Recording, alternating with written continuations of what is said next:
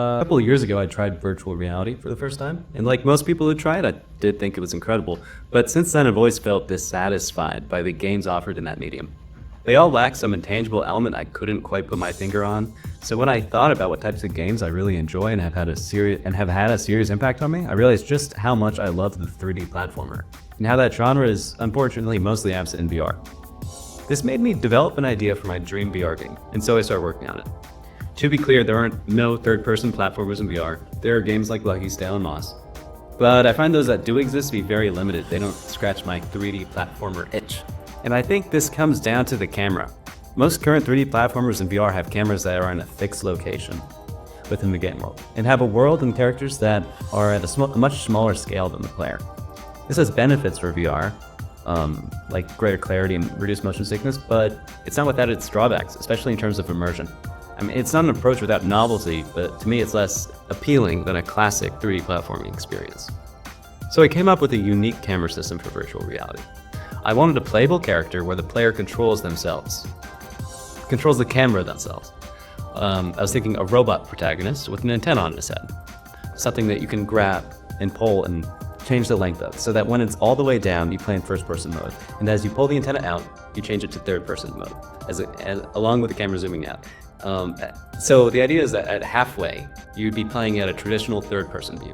When you're pulling all the way out, you're playing from a bird's eye perspective. And then when you want to switch back to first person, you just push it down again, all the way down. The idea is that it's like you're pulling an antenna to connect to some satellite imagery of yourself. This framework should allow for a compromise-free experience where first-person and customizable third-person are all available and tied into the gameplay, which is perfect for the themes I want this game to explore, which are perspective and scale. As for how the character controls, I want to keep it somewhat restrained given the intense nature of the perspective, so for movement options beyond traditional walking, I think there will be a simple double jump, but with Celeste-like collectibles that refill your double jump. I landed on this approach because I want the movement to be intuitive and clear whether you're in first or third person. For some gameplay and style inspiration, I really enjoy Super Mario Galaxy.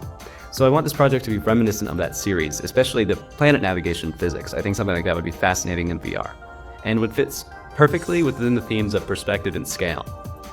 And of course, collectathon style gameplay with fun dramatic set pieces. That's the concept. Now let's get into development. You can't have a game without a world and character to explore that world. So let's start with character. Here I am in Blender. I actually haven't seen this since I modeled it, and it's changed a lot since then. So I wonder what it looks like. Keep in mind that this was the first ever thing I've ever modeled in any program, let alone Blender. So this was entirely a learning experience, and it might reflect that. Yeah, well, it's okay. He looks like the mom from Robots. I don't really know what the hell I was thinking. I don't know why he's so big. He doesn't end up like this at all. But there's a very practical reason why I couldn't make him like this. This is supposed to be a playable character in VR, meaning that you'll be able to see your head and arm positions when you're in third person in VR. And you should be able to see your head and arms move with your head and arms in real time. But the problem with that is, if you are an absurdly, ridiculously proportioned human being, your hand wouldn't be here. It would be like here. Your shoulders would be like over there and then over there, and they would be entirely clipped within this ginormous body. So I had to change that. Here we go.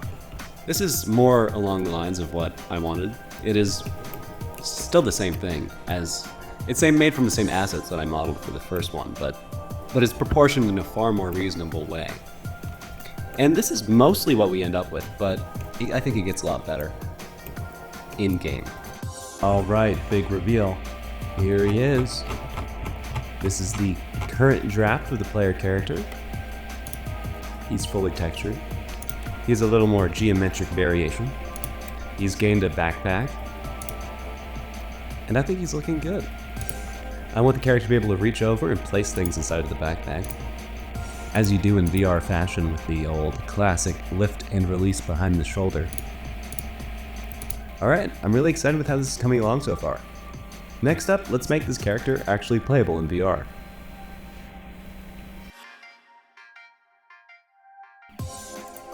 Hi, here we are. I'm talking in a voiceover since the mic on my headset sucks, but as you can see, we are in virtual reality.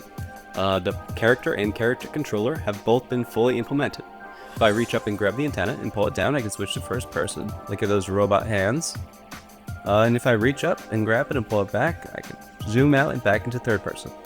We can adjust it whenever we want just by reaching up and moving it around a bit. I can orbit the camera with the right stick, walk around with the left stick, and jump and double jump with A. I'm really happy with how this is coming along so far.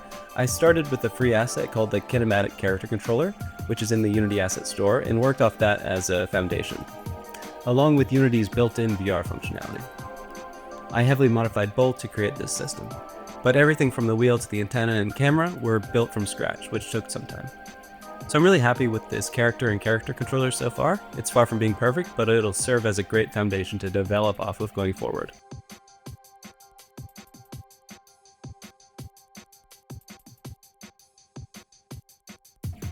But I'm actually even more excited to tell you about the next part of this project that I've been working on off camera. The world in which this little guy will inhabit.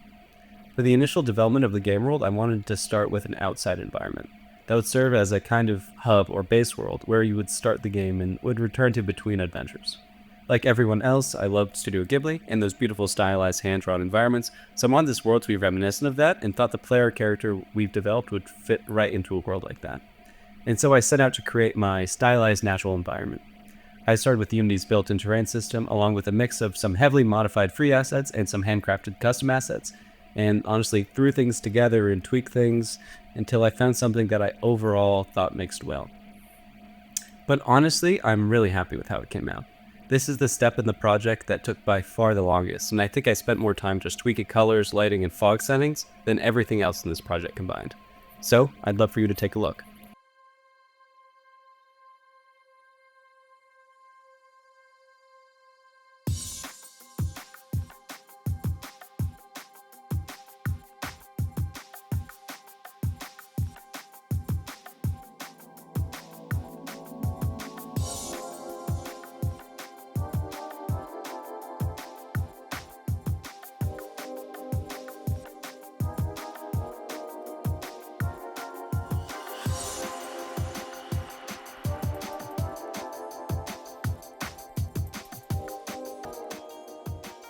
Alright, here we are in the actual game.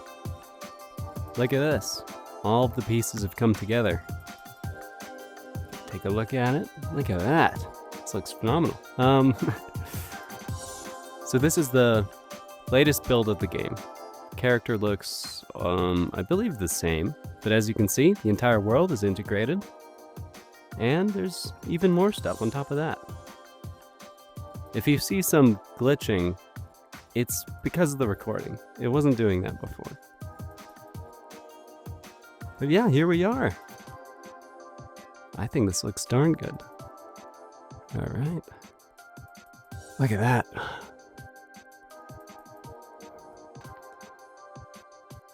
Cool. It's been a while since I was actually in it. Yeah, so these are all the pieces together as of now. Of course, there are a million things I want to add in the future. This is nowhere near complete, but it's looking really good, and I'm very happy with where we're at. I know I keep saying that, but I really am. This has been a really enjoyable experience.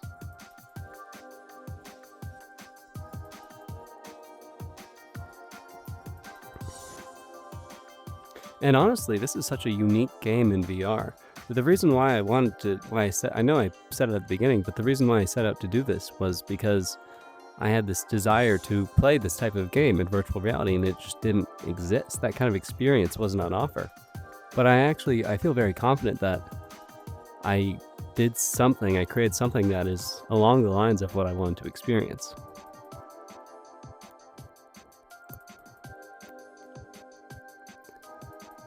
So yeah, I'm pretty happy with this, and there's so much more I would like to work on, but I gotta end the video at some point.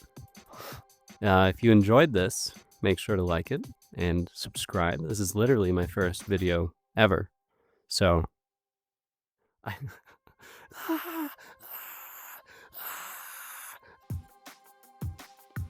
I never said there weren't bugs, but I know how to fix that one very easily.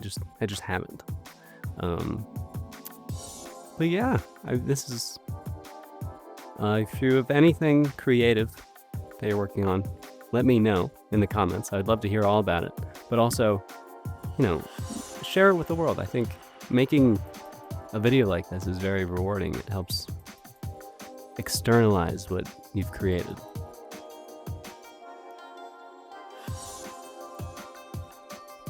Look at that.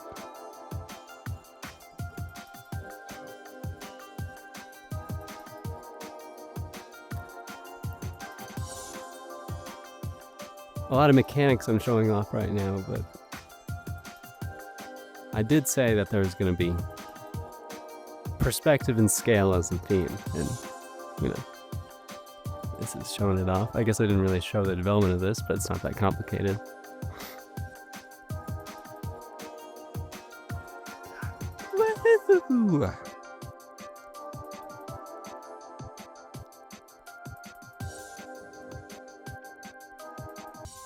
I've actually spent so much time working on this video that I haven't actually been in this world as the player character in a bit, like in VR. I've just been working on it, and I'm just pretty happy with it. It's really come together the way I hoped it would. And I'm really excited to see what I can add to this to really make it a fully fledged game with mechanics and objectives and all of that. Because right now, I mean, it's already quite visually pleasing, I think.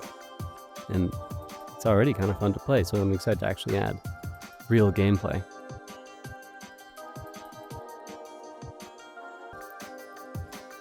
And this is all running on standalone Quest hardware, so this is basically running on mobile hardware, so optimization has been important for every decision I've made along the way in the development of this game, and I think it's paid off. I mean, it feels like it's running well.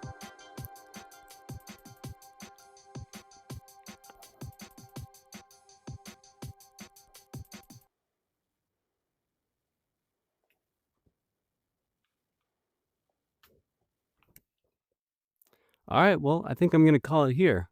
Thank you for watching. Yeah, if you have anything you're working on, please let me know. If you can like this video, subscribe. I would appreciate it. This is literally my first video ever. I think I said it before, but yeah, thank you for watching. And have a good life. If I never see you again, have a good life.